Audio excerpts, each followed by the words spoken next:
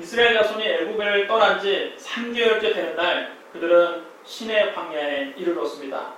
모세가 하나님을 만나려고 시내 산에 올라가자 하나님께서 산에서 그에게 말씀하셨습니다. 너는 이같이 야곱의 집에 말하고 이스라엘 자손들에게 말하라. 내가 애굽 사람에게 어떻게 행하였음과 내가 어떻게 독수리 날개로 너희를 업어 내게로 인도하였음을 너희가 보았느니라.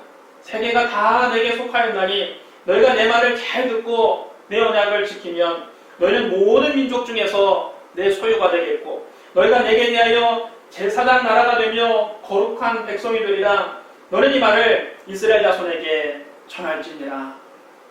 모세가 돌아와서 백성의 장로들을 모으고 하나님께서 자기에게 하신 이 모든 말씀을 그들에게 선포했습니다. 그러자 모든 백성이 일제히 대답했습니다. 여호와께서 명령하신 대로 우리가 다 행하리이다. 모세가 백성들의 대답을 하나님께 아뢰자 하나님께서 그에게 말씀하셨습니다.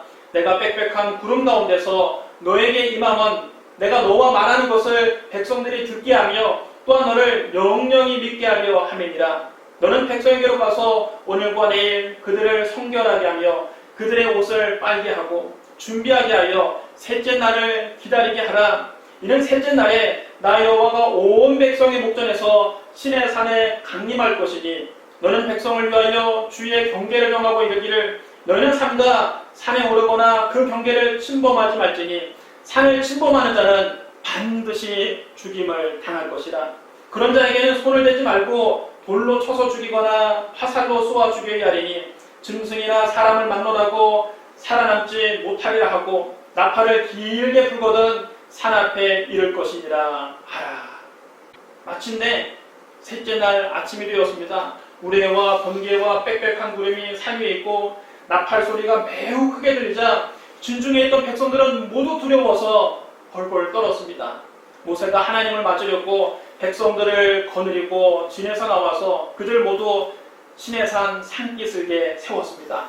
그때 시내산의 연기가 자욱하게 임했습니다. 하나님께서 불 가운데 그들 가운데 임하신 것입니다. 그 연기가 마치 옹기가마 연기같이 솟아오르고 온 산이 크게 진동했습니다.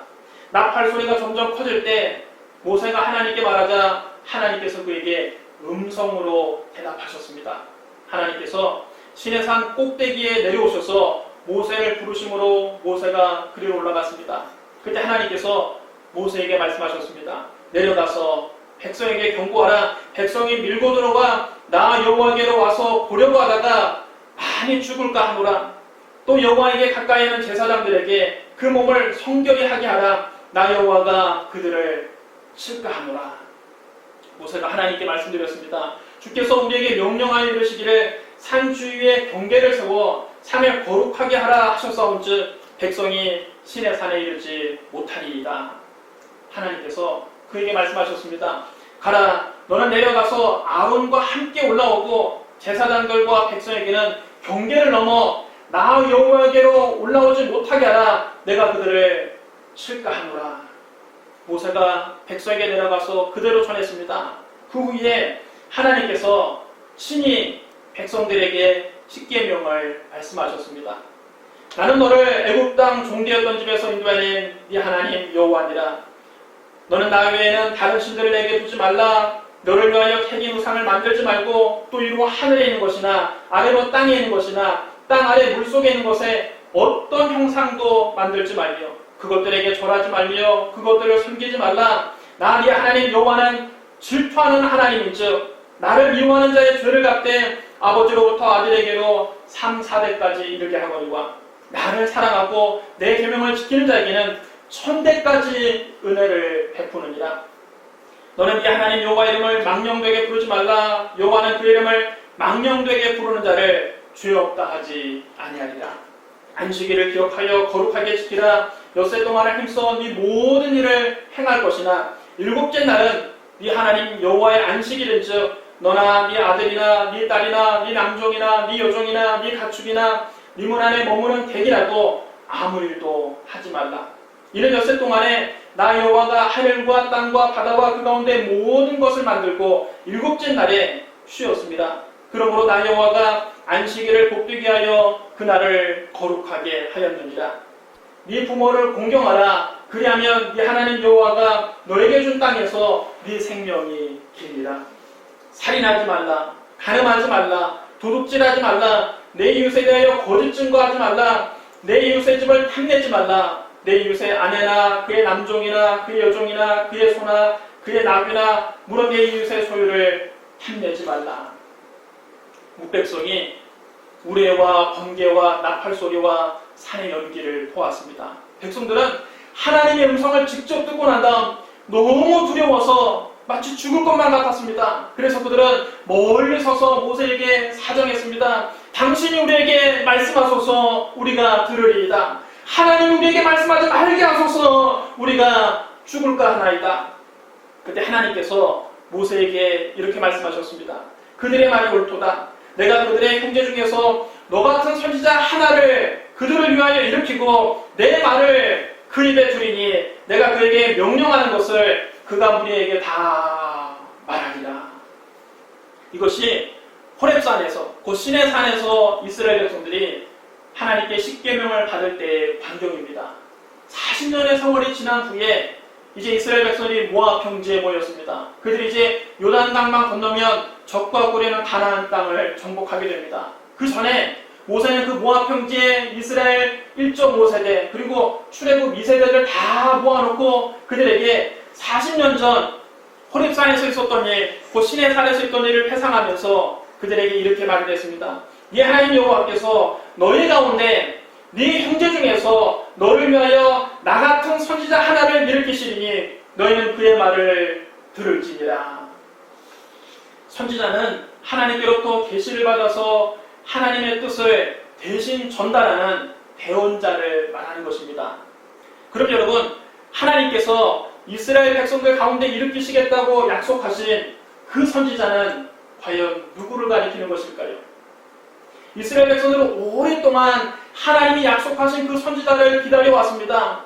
구약시대에 하나님께서는 많은 선지자들을 이스라엘 백성들에게 보내셨습니다. 선지자들은 각 시대마다 이스라엘 백성들에게 하나님 말씀을 전달했습니다. 엘리야, 이사야, 예레미야 같은 선지자들은 백성들을 일깨운 위대한 선지자들입니다. 선지자들을 통해서 주시는 하나님의 말씀은 하나님을 멀리하고 죄악에 빠진 이스라엘 백성들을 회개시키기도 했고 절망과 좌절에 몸부림치는 이스라엘의 커다란 위로와 소망이 되기도 했습니다. 그들은 모두 한 시대 동안 하나님께 쓰임받은 위대한 종들이지만 하나님께서 모세에게 약속하신 그 선지자는 아니었습니다.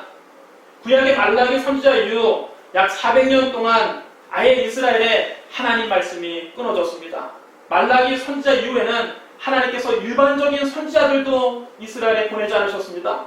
그 400년 동안은 이스라엘 시대의 영적인 암흑기였습니다. 여러분, 우리의 삶에도 하나님 말씀이 끊어지면 영적인 암흑기가 시작되는 것입니다. 그럴 때 여러분 주일 예배에 나와서 하나님 말씀 듣는 것이 그래서 중요합니다. 일주일에 한 번씩 매번 나와서 듣는 말씀인데 한 번쯤 빠져도 괜찮지 않습니까? 아니요, 그렇지 않습니다.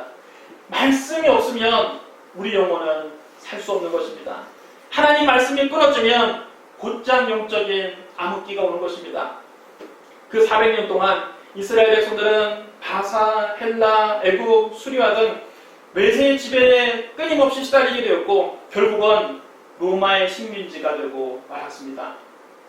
로마 디베리오 황제가 다스린 지 15년째가 되는 해에 본디오 필라도는 유대의 총독이 되었고 헤롯 안티바가 갈릴리의 분봉왕이 되었고 그의 동생 빌립이 이두레와 드라고니 지방의 분봉왕이 되었고 루사니아가 아빌렌의 분봉왕이 되었습니다.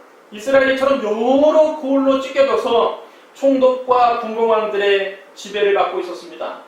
이스라엘 백성들은 좌절하고 절망했습니다. 그들은 영적으로 심히 목말라 있었습니다. 그러나 400년 동안이나 어떤 선지자도 나타나지 않았고 어떤 하나님의 말씀도 들리지 않았습니다. 바로 그때 오랜 침묵을 깨고 하나님의 말씀이 빈들에서 사가랴의 아들 요한에게 임했습니다.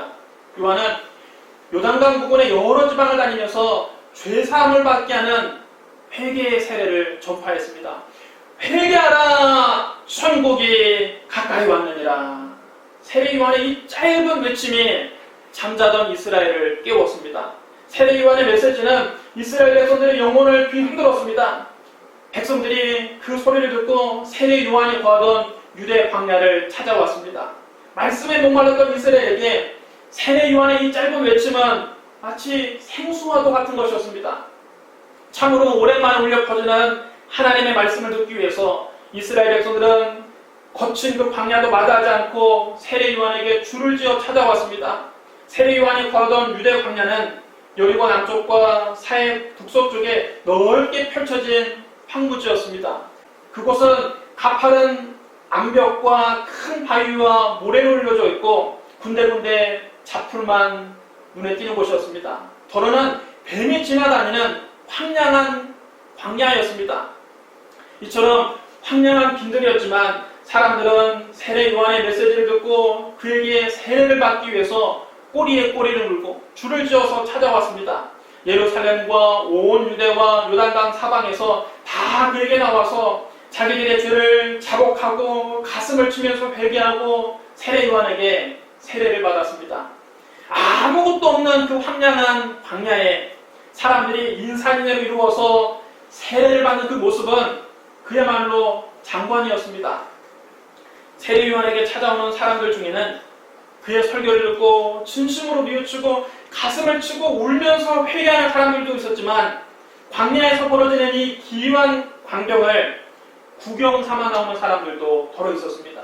요즘으로 말하면 VJ 특공대에 나올 만한 일입니다. 아무것도 없는 그 광야에 허 벌판에 사람들이 그 구정물 속에서 세례를 받겠다고 줄을 지어 찾아오니 얼마나 놀랍습니까? 큰 구경거리인 것입니다. 진정한 회개 없이 세례 요한이 유명하다고 하니까 그저 그에게 세례나 한번 받아보자고 찾아오는 사람에게 요한은 독서를 퍼부으면서 꾸짖었습니다. 독사의 자식들아, 누가 너희에게 일러 창차올 진노를 피하라 하더냐.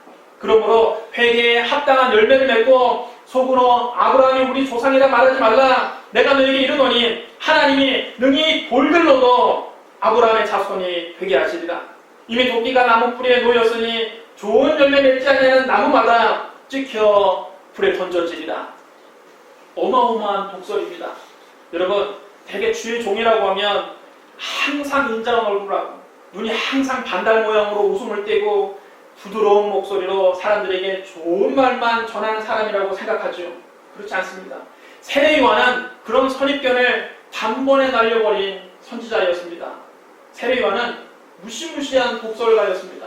여러분, 독사의 자식이라는 말은 강아지 자식보다도 더 심한 욕입니다. 여러분, 이 독사의 자식들아, 이 말은 사탄의 자식들이라는 뜻입니다. 진정으로 뉘우치지도 않고 회개하지도 않고 그저 세례나 한번 받아서 장차올 진노를 피하려고 하는 얄팍한 생각은 버리라는 것입니다. 세례라는 형식이 중요한 것이 아니라 회개에 합당한 열매를 맺는 것이 훨씬 더 중요하다는 것입니다. 회개에 합당한 열매가 무엇입니까?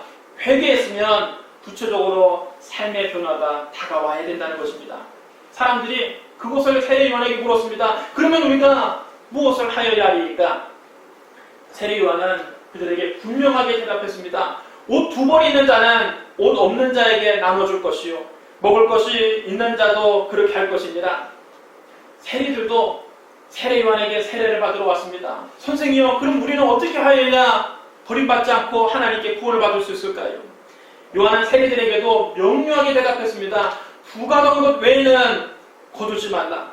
당시 유대의 세리들은 로마 정부에서 부과한 세금보다 더 많은 세금을 백성들에게 거둬들여서 부과한 만큼만 로마 정부에 갖다 바치고 나머지는 다 자기 주머니에 따로 챙겼습니다. 그래서 백성들이 아주 세리들을 미워했습니다. 세리 요한은 아예 말도 섞으려 하지 않고 밥도 같이 먹으려고 하지 않았습니다. 세리 요한은 세리들에게 앞으로는 그런 짓을 하지 말라고 했습니다. 심지어는 군인들도 세례 요한의 설교를 듣고 회개했습니다. 우리는 그럼 어떻게 하면 되겠습니까? 요한은 군인들에게도 간단 명료하게 답했습니다. 사람에게서 강탈하지 말며 거짓으로 고발하지 말고 받는 금료를 족한 줄로 알라. 세례 요한의 설교가 여러분 얼마나 시원시원합니까? 요한은 그 누구의 눈치도 보지 않았습니다. 하나님의 말씀이 임하면 누구에게나 거침없이 회개를 선포했습니다. 회개에 합당한 열매를 맺지 않는 우리에게도, 로마 정부를 뒤엎고 횡포를 부리는 세리들에게도, 서슬이 퍼런 권세를 가진 군인들에게도 하나님의 말씀으로 따끔하게 쓴소리를 했습니다. 세례 요한의 설교는 당시 백성들의 마음을 후련하게 해주었습니다. 세례 요한은 당시에 썩을 대로 썩은 종교 지도자들과는 달랐습니다. 세례 요한은 아무것도 없는 그 빈들에서 검소한 생활을 하며 아무 사심 없이 오직 하나님 말씀을 있는 그대로 증거한 것입니다. 그래서 당시 세례 요한의 인기는 하늘을 찌를 듯 했습니다. 백성들은 속으로들 생각했습니다. 혹시 저 요한이 구약에 약속된 그 선지자가 아닐까? 하나님께서 그 모세에게 말씀하신 너희에게 보내주시겠다고 하는 그 선지자가 바로 저 세례 요한이 아닐까? 사람들은 생각했습니다. 한 번은 예루살렘의 유대인들이 요한에게 제사장들과 레위인들을 보내서 물어보았습니다. 너는 누구냐? 그때 세례 요한은 분명하게 대답했습니다. 나는 그리스도가 아니라. 그럼 너는 누구냐? 네가 엘리야냐? 나는 아니라. 네가 그 선지자냐? 아니라. 누구냐? 우리에게 보낸 이들에게 대답하게 하라. 너는 너에 대하여 무엇이라 하느냐? 나는 선지자 이사야의 말과 같이 주의 길을 곧게 하라고 광야에서 외치는 자의 소리로라. 네가 만일 그리스도도 아니요 엘리야도 아니요 그 선지자도 아닐진데 어찌하여 세례를 베푸느냐? 나는 물로 세례를 베풀거니와 너희 가운데 너희가 알지 못하는 한 사람이 섰으니 곧 내 뒤에 오시는 그리라. 나는 그의 신발끈을 풀기도 감당하지 못하겠노라. 예루살렘에서 온 제사장들과 레위인들이 세례 요한에게 네가 바로 그 선지자냐 물었을 때 요한은 분명하게 아니라고 답했습니다. 이튿날 요한은 예수님이 자기에게 나오시는 것을 보고 말했습니다. 보라, 세상 죄를 지고 가는 하나님의 어린 양이로다. 내가 전에 말하기를 내 뒤에 오는 사람이 있는데 나보다 앞선 것은 그가 나보다 먼저 계심이라 한 것이 이 사람을 가리킵니다. 나도 그를 알지 못하였으나 내가 와서 물로 세례를 베푸는 것은 그를 이스라엘에 나타내려 함이라. 내가 보매 성령이 비둘기같이 하늘로부터 내려와서 그의 위에 머물렀더라. 나도 그를 알지 못하였으나 나를 보내어 물로 세례를 베풀라 하신 그이가 나에게 말씀하시되 성령이 내려서 누구 위에든지 머무는 것을 보거든 그가 곧 성령으로 세례 베푸시는 이인 줄 알라 하셨기에 내가 보고 하나님의 아들이심을 증언하였노라. 세례 요한은 하나님이 약속하신 그 선지자가 아니었습니다. 하나님이 약속하신 그 선지자는 바로 예수 그리스도이십니다. 예수님은 세례 요한에게 세례를 받으시고 공생애를 시작하셨습니다. 주님은 갈릴리에서 제자들을 불러 모으셨습니다. 예수님께서 갈릴리로 가시려다가 빌립을 보고 말씀하셨습니다. 나를 따르라. 빌립은 자기 친구 나다나엘을 찾아가서 말을 했습니다. 모세가 율법에서 기록하였고 여러 선지자가 기록한 그 일을 우리가 만났으니 요셉의 아들 나사렛 예수니라. 여러분, 예수님이 누구라고요? 모세가 율법에 기록한 바로 그 선지자가 바로 나사렛 예수님이십니다. 나다나엘은 그 말을 듣고 난 다음 콧방귀를 뀌었습니다. 나사렛에서 무슨 선한 것이 날 수 있겠느냐? 그런 촌동네에서 어떻게 유인이 날 수 있겠느냐? 그러나 빌립은 확신을 가지고 말했습니다. 와서 보라! 예수님은 나다나엘이 자기에게 오시는 것을 보시고 말씀하셨습니다. 보라, 이는 참으로 이스라엘 사람이라 그 속에 간사한 것이 없도다. 나다나엘이 의아해하면서 예수님께 여쭈었습니다. 어떻게 나를 아시나이까? 빌립이 너를 부르기 전에 네가 무화과 나무 있을 때에 보았느니라. 랍비여, 당신은 하나님의 아들이시요 당신은 이스라엘의 임금이로소이다. 내가 너를 무화과 나무 아래에서 보았다므로 믿느냐? 이보다 더 큰 일을 보리라. 진실로 진실로 너희에게 이르노니 하늘이 열리고 하나님의 사자들이 인자 위로 오르락 내리락 하는 것을 보리라. 그 후에 예수님께서 디베랴에서 갈릴리 바다 건너편 벳세다에 가셨을 때 큰 무리가 예수님을 따라왔습니다. 이는 예수님께서 병자들을 고치는 기적을 보았기 때문입니다. 예수님은 산으로 올라가셔서 제자들과 함께 앉으셨습니다. 마침 유대인의 큰 명절 6월절이 가까운 때였습니다. 예수님은 수많은 군중이 몰려오는 것을 보시고 명석한 제자인 빌립에게 물으셨습니다. 우리가 어디서 떡을 사서 이 사람들을 먹이겠느냐? 사실 예수님은 이미 어떻게 할 줄을 아시고 빌립의 믿음을 테스트해 보시려고 이렇게 물으신 겁니다. 빌립이 예수님을 전적으로 신뢰하나 신뢰하지 않나 테스트해 보신 것입니다. 그때 빌립은 예수님께 이렇게 보고했습니다. 각 사람으로 조금씩만 받게 할지라도 200데나리온의 떡이 부족하리이다. 빌립의 계산은 빠르고 정확했습니다. 그날 베세다 광야에 남자만 5,000명이 모였습니다. 여자와 아이들까지 합치면 약 2만 명 이상이 모였다고 봐야 합니다. 그들에게 떡을 한 덩이씩만 나눠준다 할지라도 200데나리온어치의 떡이 필요합니다.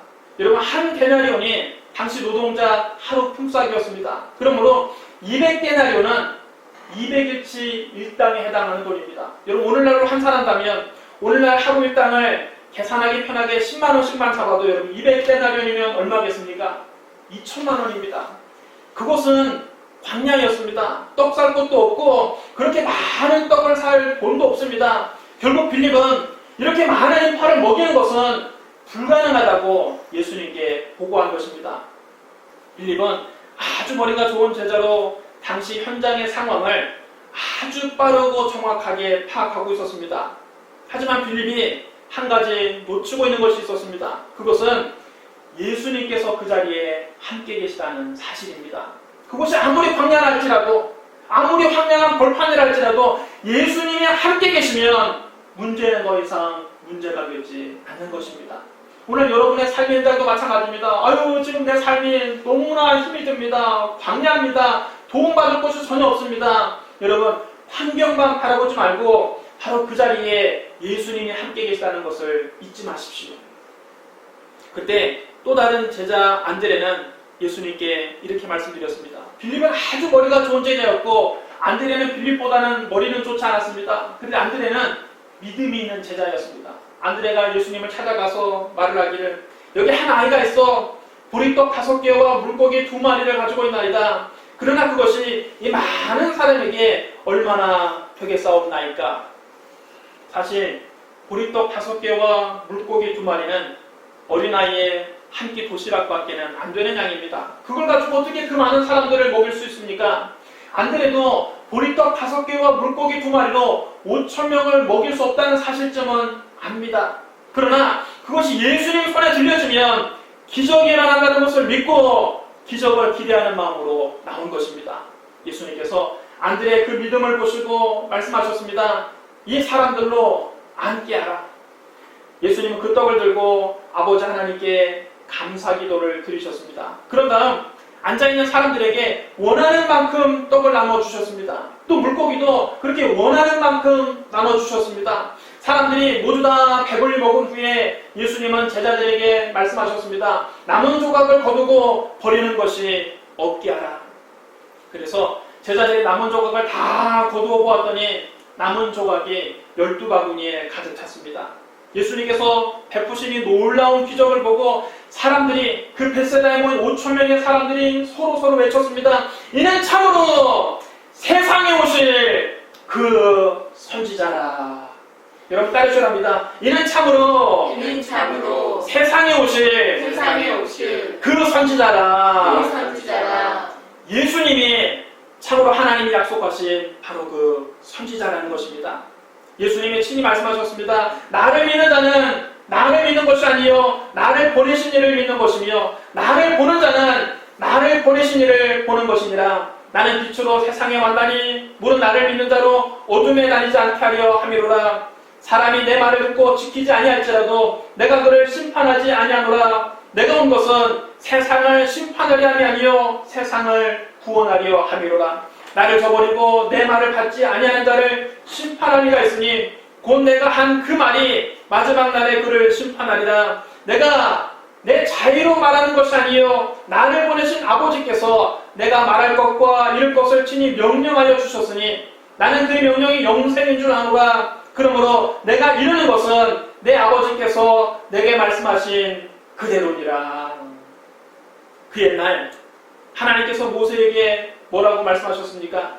내가 그들 형제 중에서 너와 같은 선지자 하나를 그들을 위하여 일으키고 내 말을 그 입에 두리니 내가 그에게 명령하는 것을 그가 우리에게 다 말하리라.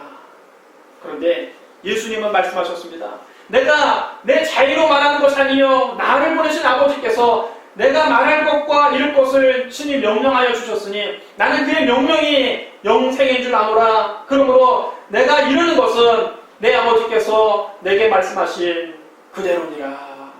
여러분 따르셔야 합니다. 내가 이루는 것은 내 아버지께서 내게 말씀하신 그대로니라. 그러므로 여러분 하나님이 약속하신 그 선지자는 바로 예수 그리스도십니다. 하루는 예수님께서 베드로와 야고보와 요한을 따로 데리고 높은 산에 올라가셨습니다. 주님은 그들이 보는 앞에서 모습이 변형되셨습니다. 주님의 얼굴은 해와 같이 빛나고 옷은 빛과 같이 희게 되었습니다. 그런데 갑자기 모세와 엘리야가 나타나서 예수님과 이야기를 나누는 모습이 보였습니다. 그때 베드로가 너무 황홀해서 예수님께 말했습니다. 주여, 우리가 여기 있는 것이 좋사오니 만약 주께서 원하시면 내가 여기서 초막 셋을 짓되 하나는 주님을 위하여, 하나는 모세를 위하여, 하나는 엘리야를 위하여 하리이다. 베드로의 말이 채 끝나기도 전에 빛나는 구름이 그들을 덮고 구름 속에서 하나님의 음성이 들렸습니다. 이는 내 사랑하는 아들이요 내 기뻐하는 자니 너희는 그의 말을 들으라. 여러분 따르셔야 합니다. 이는 내 사랑하는 아들이요 내 기뻐하는 자니 너희는 그의 말을 들으라. 구약시대에 모세는 모압 평지에서 이스라엘 백성들을 모아놓고 이렇게 말을 했습니다. 네 하나님 여호와께서 너희 가운데 네 형제 중에서 너를 위하여 나와 같은 선지자 하나를 일으키시리니 너희는 그의 말을 들을지니라. 하나님께서 변화산에서 이 말씀을 친히 확증해 주신 것입니다. 그러므로 여러분 하나님께서 약속하신 그 선지자는 바로 우리 주 예수 그리스도이십니다. 오순절날 성령 충만받은 베드로는 솔로몬 행각에서 이렇게 설교했습니다. 또 주께서 너희를 위하여 예정하신 그리스도 곧 예수를 보내시리니 하나님이 영원전부터 거룩한 선지자의 입을 통하여 말씀하신 바 만물을 회복하실 때까지는 하늘이 마땅히 그를 받아두리라. 모세가 말하되 주 하나님이 너희를 위하여 너희 형제 가운데서 나 같은 선지자 하나를 세울 것이니 너희가 무엇이든지 그의 모든 말을 들을 것이라. 누구든지 그 선지자의 말을 듣지 아니하는 자는 백성 중에서 멸망받으리라 하였고 또한 사무엘 때부터 이어 말한 모든 선지자도 이때를 가리켜 말하였느니라. 베드로도 오순절날 성령 충만받고 난 다음에 구약시대 하나님께서 그 모세에게 말씀하신 그 선지자가 예수 그리스도라는 것을 깨달은 것입니다. 그러므로 모세가 말한 그 선지자는 바로 우리 주 예수 그리스도를 가리키는 것입니다. 사랑하는 성도 여러분, 하나님께서 모세에게 약속하신 그 선지자는 바로 우리 주 예수 그리스도이십니다. 예수 그리스도는 선지자 중에 선지자이십니다. 구약시대에 많은 선지자가 있었지만 예수님 같은 분은 없었습니다. 예수 그리스도는 선지자 그 이상입니다. 예수님은 하나님이 약속하신 그리스도이십니다. 모든 성경이 예수 그리스도를 가리키고 있습니다. 그러므로 우리는 항상 예수님을 바라보고 예수님을 믿고 예수님 말씀을 듣고 예수님 말씀에 순종하고 예수님을 의지하고 예수님께 맡기고 예수님만 높여야 합니다. 신앙생활하면서 사람 바라보지 말고 예수 그리스도를 바라봐야 합니다. 도움이 없는 인생을 의지하지 말고 오직 예수 그리스도를 의지해야 합니다. 허물 많은 사람을 높이려고 하지 말고 오직 예수 그리스도를 높여야 합니다. 신앙생활하면서 여러분의 눈이 항상 예수님께 고정되기를 주님의 이름으로 축원합니다. 기도하겠습니다. 사랑과 은혜가 풍성하신 하나님 아버지, 하나님께서 모세를 통해서 우리에게 선지자를 약속해 주시니 감사합니다. 예수님께서 모세를 통해서 우리에게 보내주시겠다고 약속하신 하나님의 선지자인 것을 믿습니다. 예수님 우리의 그리스도이신 것을 믿습니다. 아버지 우리의 눈이 항상 예수님께 고정되게 하여 주시고 오직 예수님을 믿고 예수님 말씀에 순종하고 예수님만 따라가고 예수님만 높이며 신앙생활하게 하여 주시옵소서. 예수님 이름으로 감사하며 기도드리옵나이다. 아멘.